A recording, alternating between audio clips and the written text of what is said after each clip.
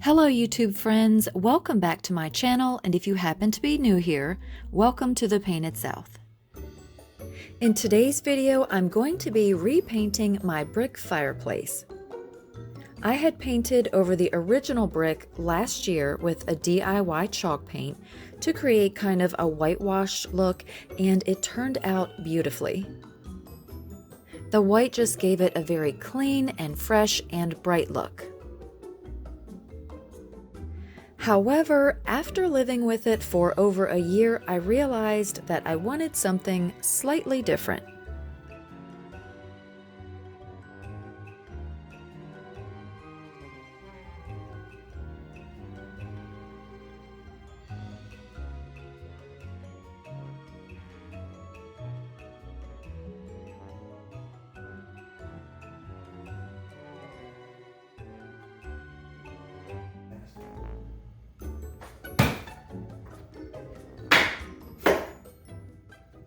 Now, I know you're probably thinking two things. Number one, why didn't you brush your hair? Number two, why are you going to paint that brick? It looks so great and you spent all that time doing it. Actually, it didn't take me that much time to do it the first time. When I painted it white, it was like a couple of hours or something and I was done. It was super easy. And if you happen to like the way it looks now, I do have that tutorial. I'll leave it linked below. But I really just, something is bothering me about it. I don't know if it, maybe because it looks a little too farmhouse-ish, and I really like that look, but the rest of the house in here looks very traditional, and I like French country. I do like farmhouse somewhat, but I don't know. There's just something about it that it's just not sitting right with me. I don't know. I don't know what it is. And if I start painting it, I'm gonna have to finish. And my husband's not home right now, so I'm like, this is the perfect time to start because he can't stop me once I start it. And another point I would like to make is my inspiration photo is of Ellen DeGeneres' house, or one she had in the past. I saw it on Pinterest,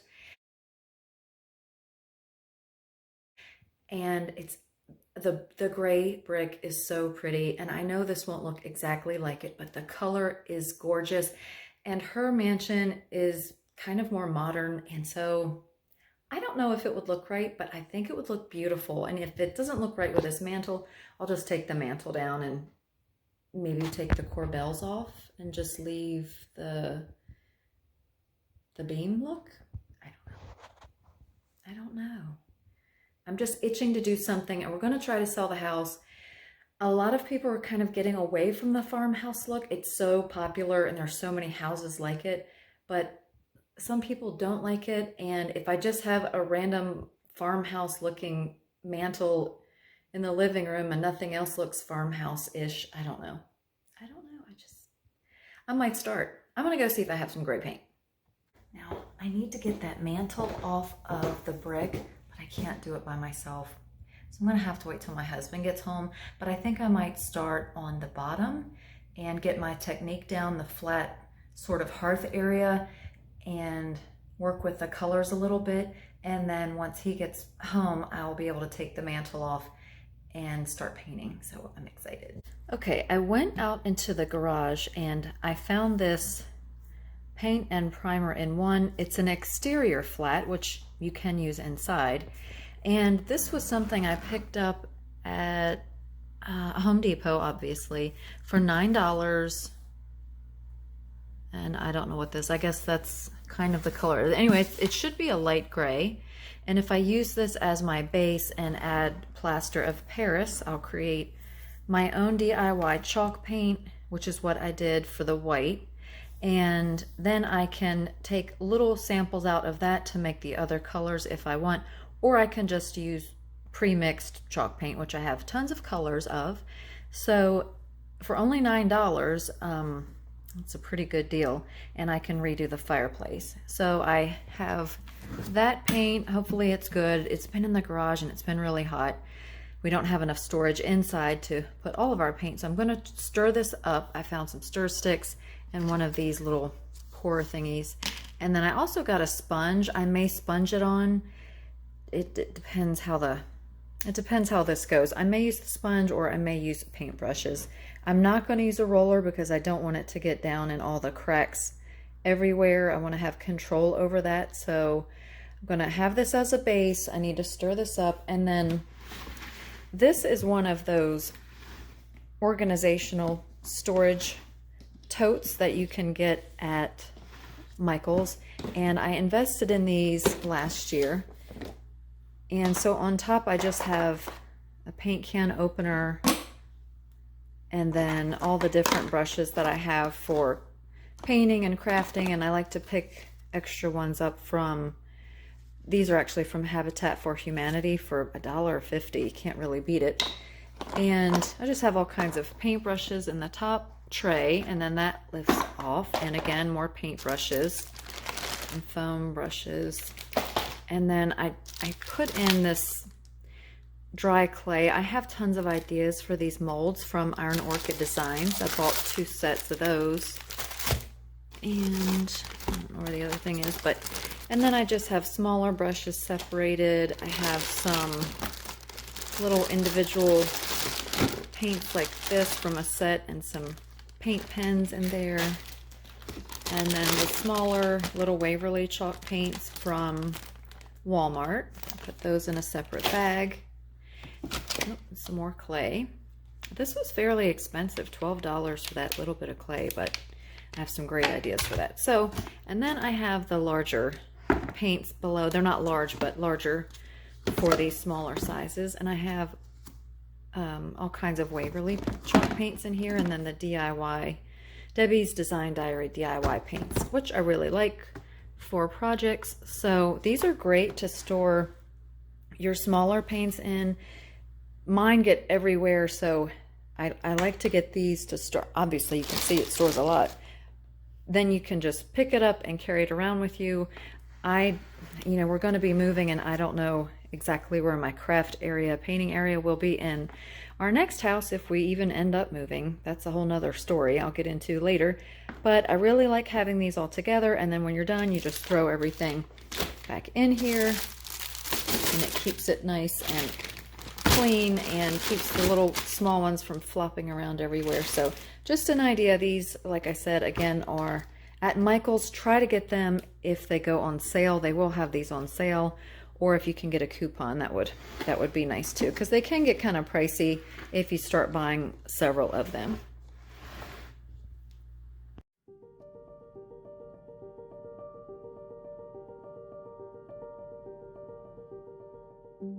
Okay, so I have my flat paint mixed up. It's actually a very, very light gray. It almost looks white. So I don't know that this is going to be much of a change.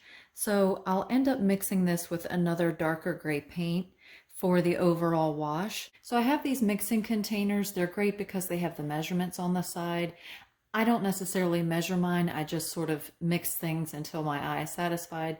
And I'm using what I have on hand. I'm not going out and buying any extra paint. So I'm just going to use one of these to start mixing up colors. And I have a smaller one as well. I need to add some darker spots like in the photo and some highlights as well. So I do have this Debbie's Design Diary DIY paint in weathered wood. I love this color. It's a dark gray brown. So that will be good to mix in or use straight on the fireplace as an undertone that I will use underneath of the gray. And then I also have this fawn color by Waverly. This is a real nice kind of taupey khaki tan, which is also in the photo of that brick if you look really closely. It may be hard to see on the screen, but this color is actually in with the gray. And then I also have this Dixie Belle paint in Coffee Bean. It is a super, super dark brown. Now there won't be much of this, but I can mix this with gray or the other colors to get a really dark tone to put in and then wash over it with the gray to create a low light. So these are the things I'll be using, and I have the gray.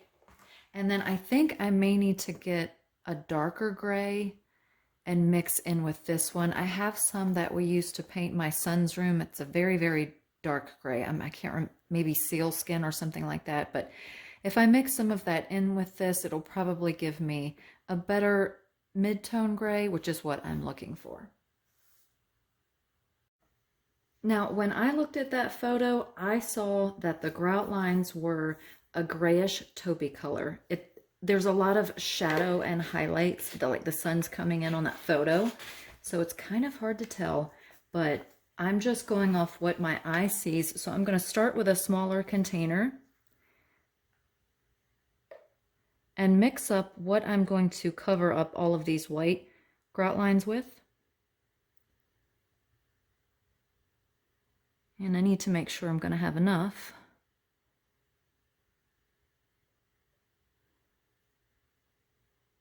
So I'll start with that.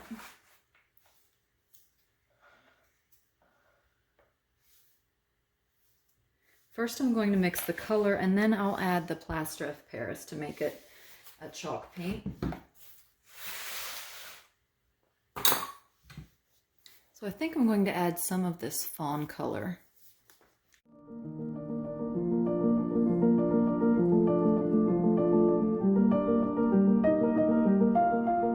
Now that may not even make a huge difference, but sometimes you don't necessarily need it to make that big of a difference. Oh yeah, it's turning. You can see, well, you probably can't see that difference on the paint stick, original color, and then the mix. So that's starting to look good.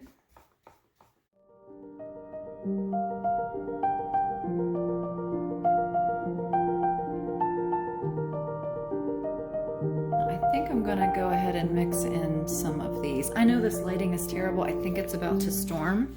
I don't know if you can see the difference in the color just by adding a little bit of that paint. So getting kind of like a neutral mortar color is what I'm looking for. A little less light gray. I'm going to add a little bit of weathered wood, just a tad.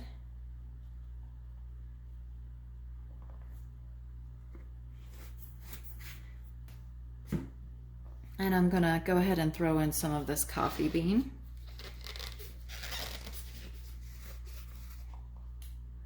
Because this is more brown.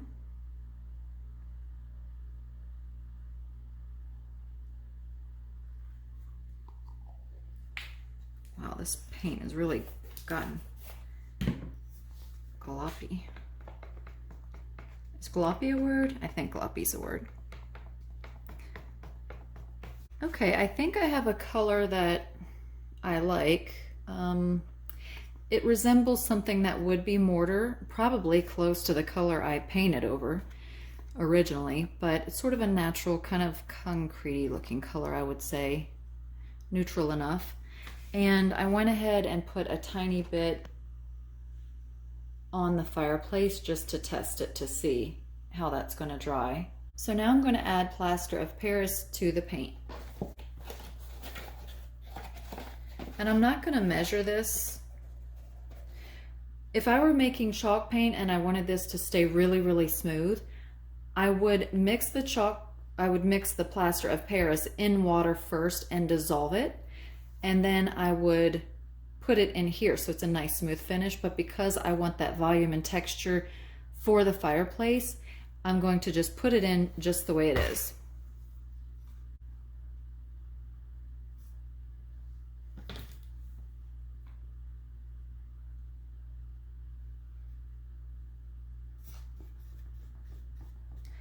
And be careful, you guys, because this can make your paint crazy thick really fast. It is plaster and you're making your paint extremely thick, so just be careful. You don't need as much as you probably think you do. And it is going to be kind of lumpy and textured, and that's perfectly fine because we want this to remain looking like brick or stone. So, and as you can see, it's already added volume. If you add too much of this, that will turn almost to concrete really quickly. It will get super thick and turn almost like a solid. So add a little at a time if you're not sure, until you get the consistency that you want. Okay, I'm actually going to add a little bit more of that fawn color just to sort of make it more of a little bit more of a taupey color. It's looking very, very gray right there. And the mortar that's on the inside of the firebox is very tannish, so don't necessarily want it to look like that, but I'm just gonna mix a little bit more of this in.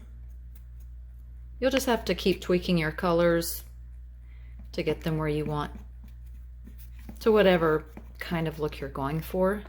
If you see an inspiration piece, obviously we would not pay to have this fireplace redone in that antique gray brick or even stone. It's just way too expensive.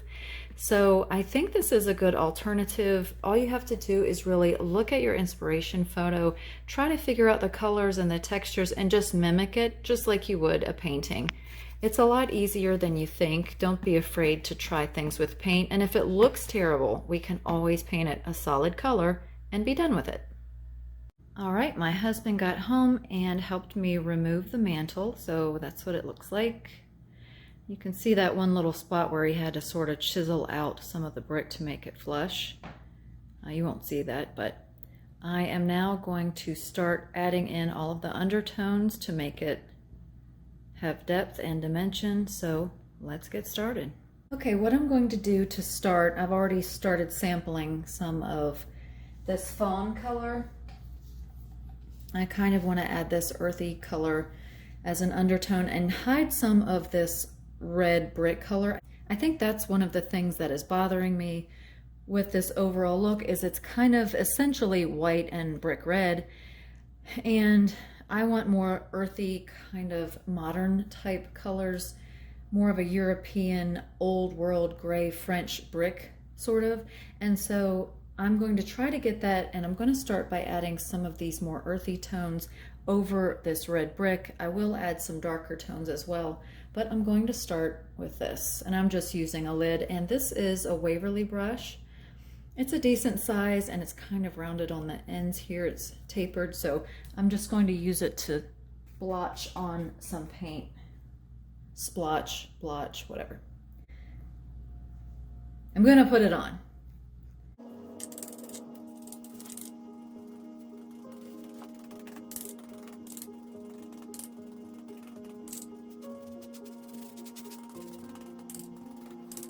Now, I know this looks horrible right now, but it is a process. You have to do your layers. If you've watched any of my other videos, you know I pretty much go through many layers to get the look that I desire in the end.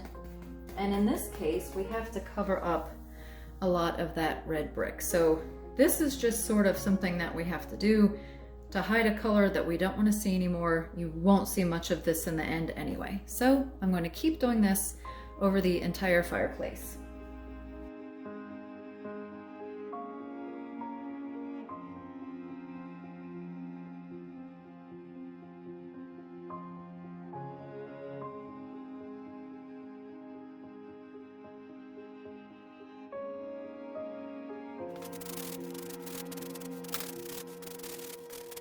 Okay, I've already realized I don't have enough of that fawn color by Waverly chalk paint. And it's, even if I went and got another large bottle, I'm not sure if I'm going to have enough, and I really don't want to run out. It's about to storm. The lighting's really bad in here. Sorry about that. So I'm just going to add what I have left of that fawn to the rest of the brick and sporadic areas, just to make sure that I have that color throughout. And then I'm going to mix up another color. I believe I have some house paint. That's an interesting color brown. That would be very earthy, and add some other colors before we go ahead and do the gray. So I'm going to finish with the fawn, and then we'll add more colors.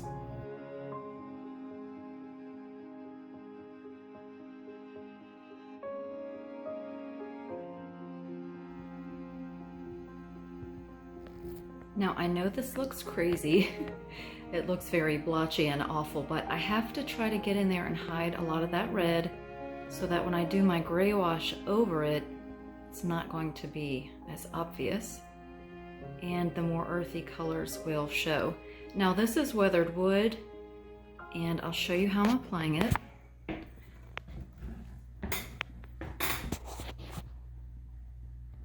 I'm just doing it in sort of random areas, and when there's some good textured areas like this, I'm trying to get down in there. And so then when I do my wash over top in the gray, you're still going to see all of that with the darker underneath instead of this red. See how you see it, the red under the white where I washed over it, you see that. So I'm just going in and trying to hide some of these deeper creviced areas and add some dark and some of this fawn color. And then we'll do the gray wash over it. I may do a couple more colors as well, just so it looks more like natural earthy kind of stone, but really it's a brick, just like the inspiration photo. Right now it looks like, well, it looks awful, but let's keep going.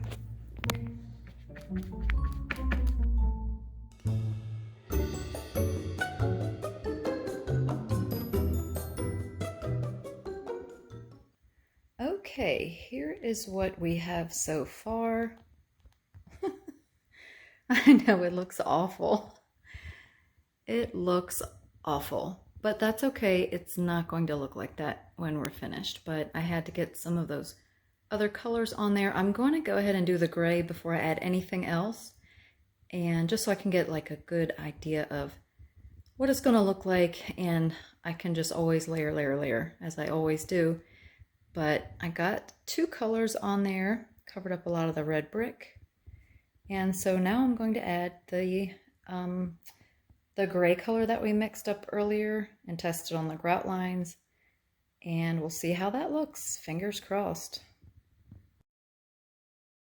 I think I'm going to use this Annie Sloan wax brush. I just think it will be good to get in all the creases and crevices if I want, and if not, it'll glide over. So I'm going to start with this.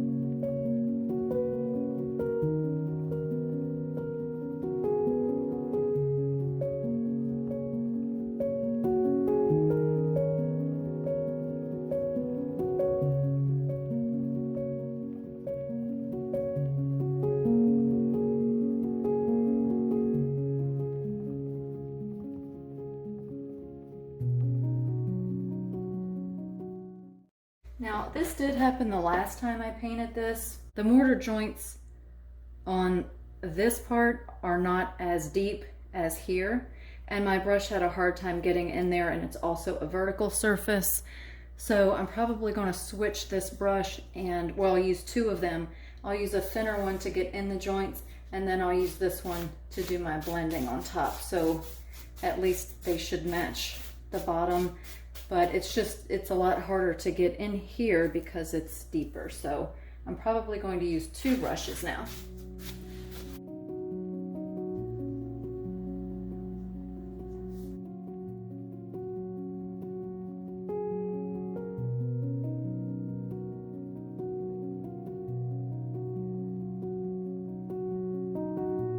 Now I know it may be hard to see, but it's already looking a lot better. It's a lot more neutral, and the white was very stark, and the contrast between the brick and the white, and now it's looking a lot more muted and more like that gray brick. Now, not exactly, of course. I think it's going to look good in the end. It's, like I said, it's going to be a lot more muted and more earthy color, so you can see that's the way it used to look. I added some of those dark spots, and then when you paint the gray wash over it, it looks like this. So I will be adding more layers, but this is already looking better. So I think I'll be happy with it when it's all done.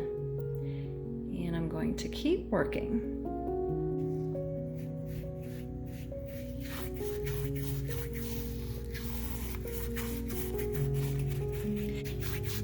You don't have to be particular with this.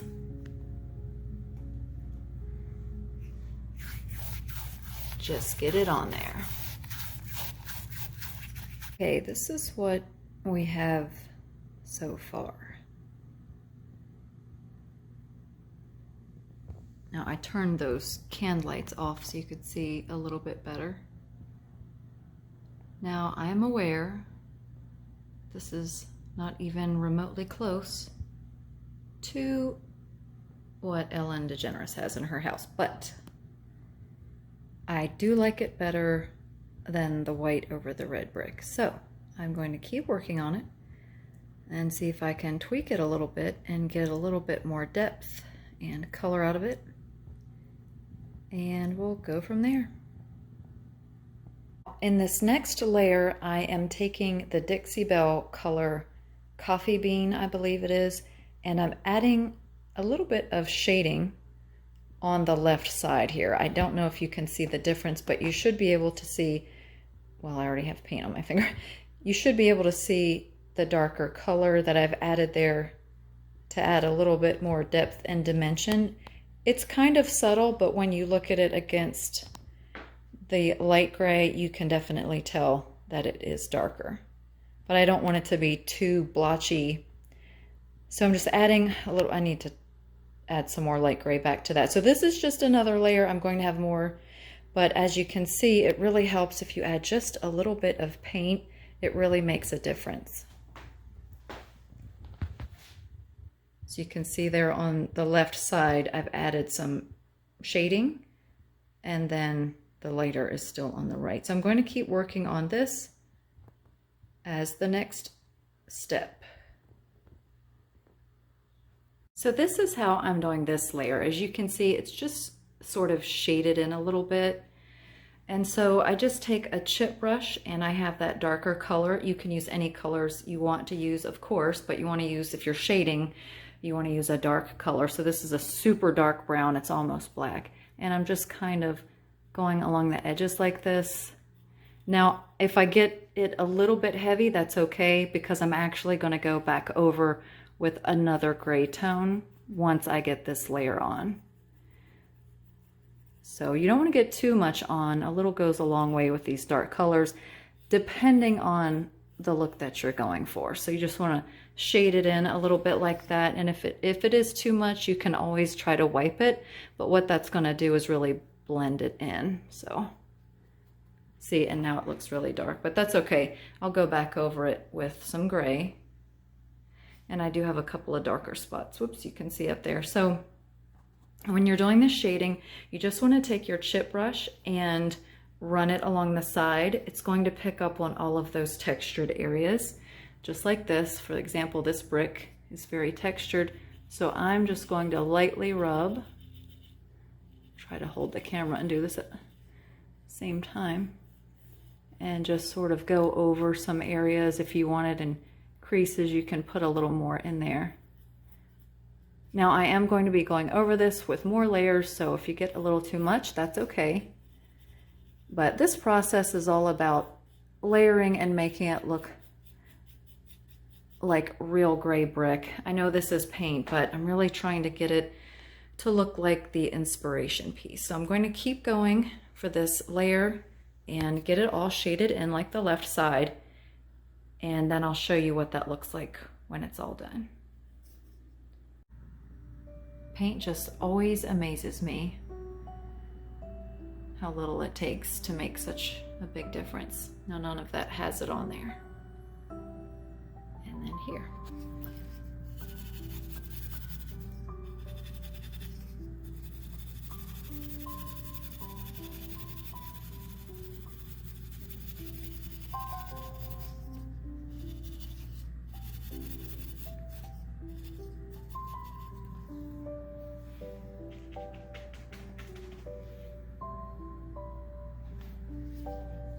Now I like this one the way it is, but it really makes it it really makes the texture come out when you add a darker color or a glaze or anything like that. Now the glaze is going to get down into all of these crevices even more. So I'm not trying to get this darker color down in all of the crevices. That is going to be for the glaze if I decide to do that, and I'll probably do a test spot, but you can see how much it makes the texture come out by adding these shadows in there.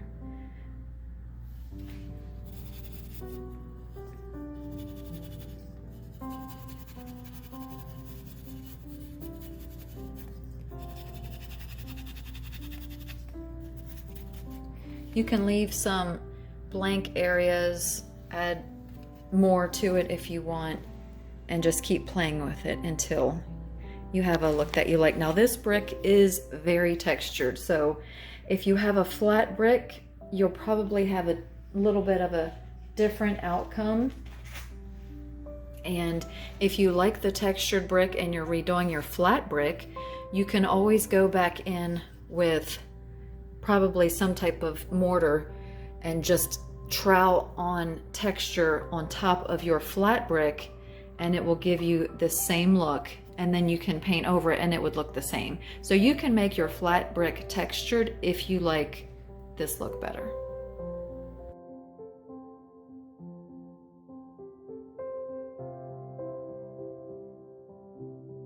All right, I'm going to add some of this paint that I used as the shadowing color for the brick, Dixie Belle Coffee Bean. Just a little bit. Oh, there went a big glop.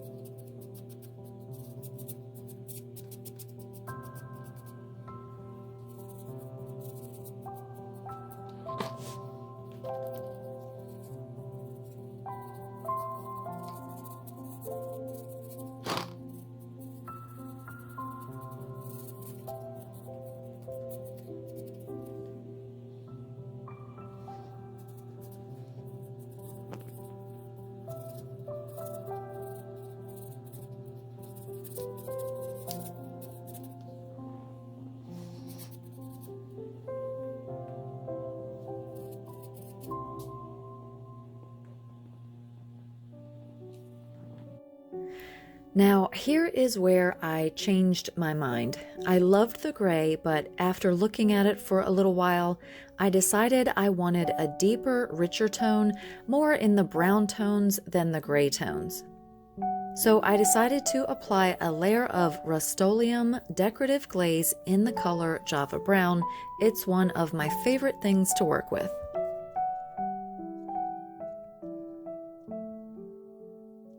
I really believe that with paint, you can create any look that you want, and you can literally change your mind anywhere in the process and simply add more layers.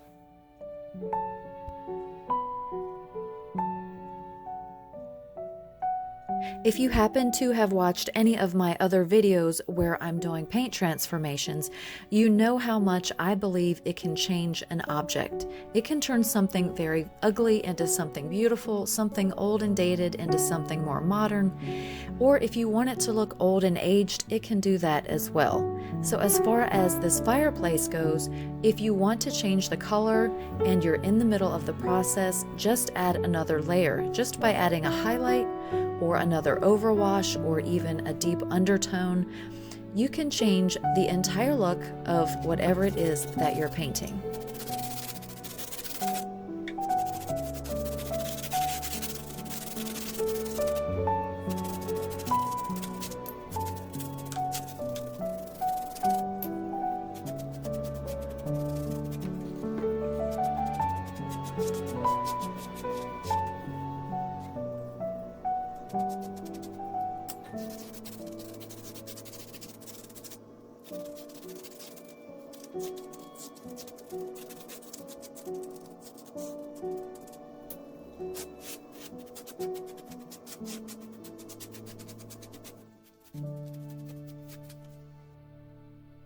And here is the look after the glaze was applied. Now you could stop here if you liked this result. But of course, I had to add another highlight color. I mixed a little yellow and more of that fawn color to our original gray for a little bit warmer color.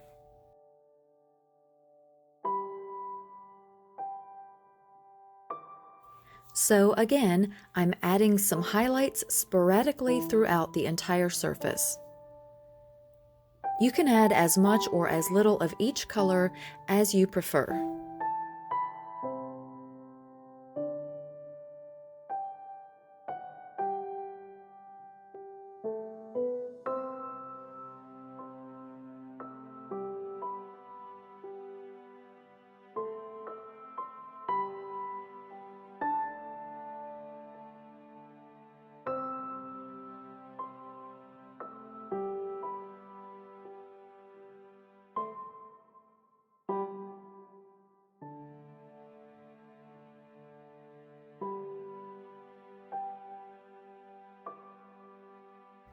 Somehow I lost the footage of me dry brushing this color onto the brick, but this was the very last color that I put on. I needed to warm it up, so I went and looked to see what color browns that I had, and this is an old exterior flat paint. It is a custom color match, so I don't know the exact name, but it's just a warm kind of hazelnut brown. It's kind of warm, but it's also kind of neutral. And this is how it looks on top, if you can see it.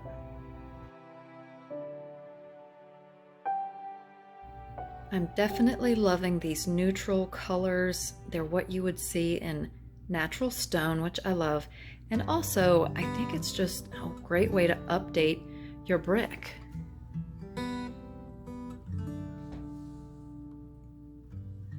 So I decided to stop right there and add the mantel back onto the brick fireplace and just live with it for a few days.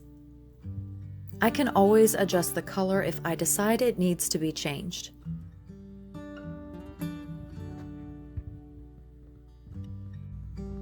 Since I have already been packing up a lot of home decor, I was limited on options to decorate with, but I wanted to go ahead and add a touch of early fall decor. For some reason, the color just isn't quite coming across as rich and warm as it looks in person, but I still hope you can see how you can transform your brick fireplace without spending a lot of money. And if you liked the whitewash look better, I will link that video in the description box below. There's a great tutorial so you can achieve that look as well. And if you like this look but you want a little bit of a lighter mortar color for more contrast, you can either skip the glazing step on the joints or go back at the end with a smaller brush and just add a little bit of that original mortar color, gray or tan, just to the joint lines to brighten them back up. I hope you enjoyed this video and it inspires you to use paint as a way to transform something in your home to suit your current style. And as your style changes, just know that you can change your brick fireplace without a huge mess or expense of a major renovation project. Please like this video if you did, leave a comment below, share it with your friends, and consider subscribing to my channel. And if you are subscribed, make sure you hit the notification bell and select the option All so you'll always know when I post a new video.